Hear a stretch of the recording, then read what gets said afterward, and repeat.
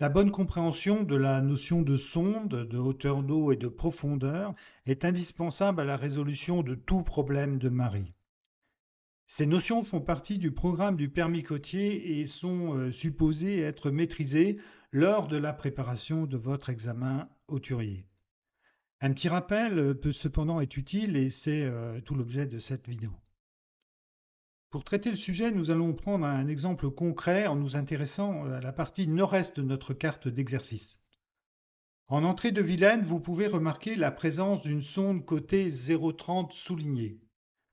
Ce haut fond peut poser problème dans ce secteur lorsque vous souhaitez, par exemple, depuis Piriac, remonter l'estuaire de la Vilaine jusqu'au port d'Arzal.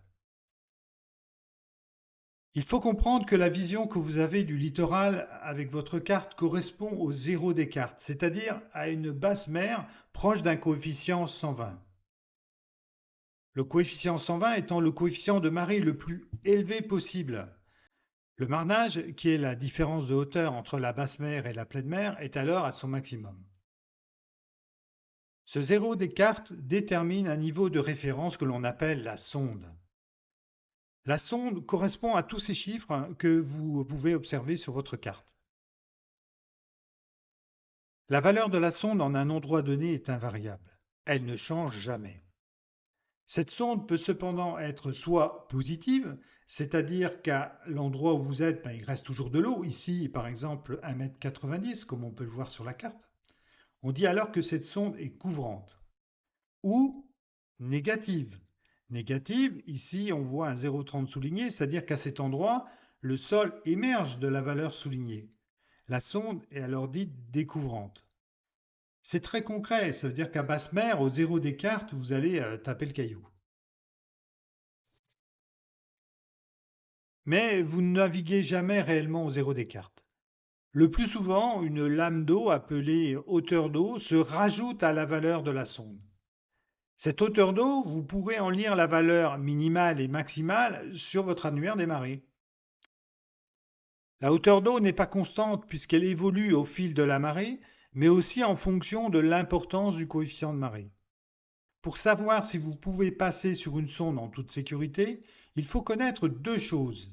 D'une part, votre besoin en profondeur, cela correspond à votre tirant d'eau majoré d'une marge de précaution que l'on appelle le pied de pilote. Et d'autre part, la profondeur disponible, qu'on appellera P. Cette profondeur disponible est la somme algébrique de la valeur de la sonde S et de votre hauteur d'eau H. Calculons dans un premier temps notre besoin en profondeur. Dans cet exemple, nous prendrons en compte un tirant d'eau de 1,10 m et un pied de pilote de 0,40 m.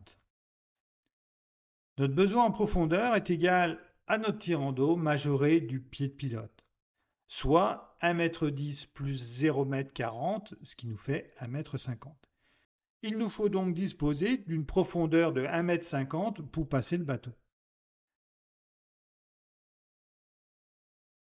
Calculons maintenant la profondeur disponible à basse mer.